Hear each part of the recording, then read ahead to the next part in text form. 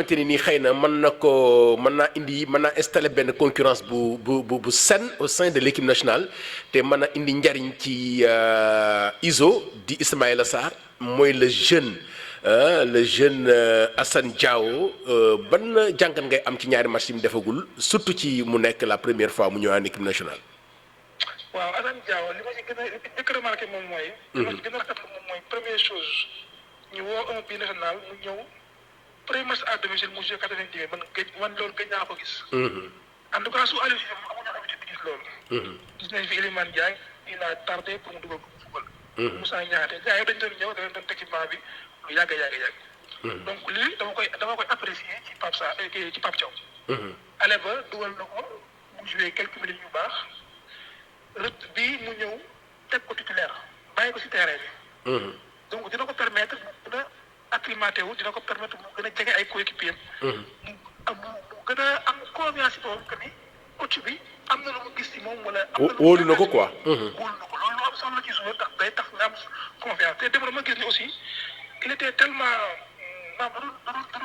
il était très actif. tu sens que ni il a une fierté ci sol maillot. équipe nationale et loolu c'est très important aussi. c'est très important parce que nekkul comme dafa ñëw rek. dafa ñëw nii pour ñëw wala pour ñëw amatul yaakaar fu mu bëggoon dem ñëw. il a choisi de jouer pour l'équipe nationale du Sénégal. te dem bi mu ñëwee dafa dem ci terrain ba nga xam ne neexul mu def lépp lu mu mën. ñëwaat fii à domicile mu.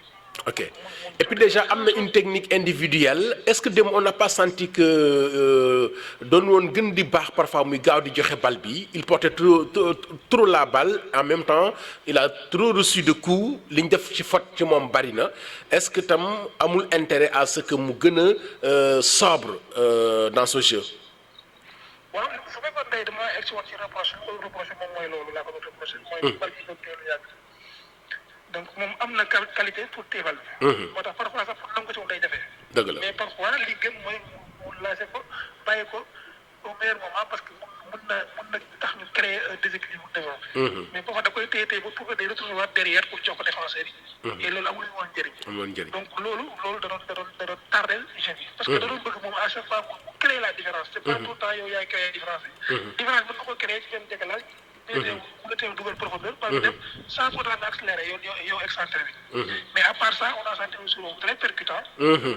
qui est donc et puis est-ce que parfois au niveau bi du soxla sax genre structure de jeu yi nga xamante ni dina mën a permettre téebal bi suy am dina mën a tax mouvement yi gën di am mais dina mën a stabiliser le jeu mais dina mën a permettre aussi équipe bi mën a souffler est-ce que en réalité équipe nationale xawul woon am benn genre problème mu joueur boo xamante ni dina mën a téye ci côté boobu noonu nga xamante ni mooy dernier tiers bi. bien sûr parce que démb rek am na ko ci waxtaan mu naan ma en tout cas Diao ni muy téye bal bi. man du may gis ku mel ni Ismaïla Sarr mu koy def. bu waree dem day dem bu demul rek day perte le ballon.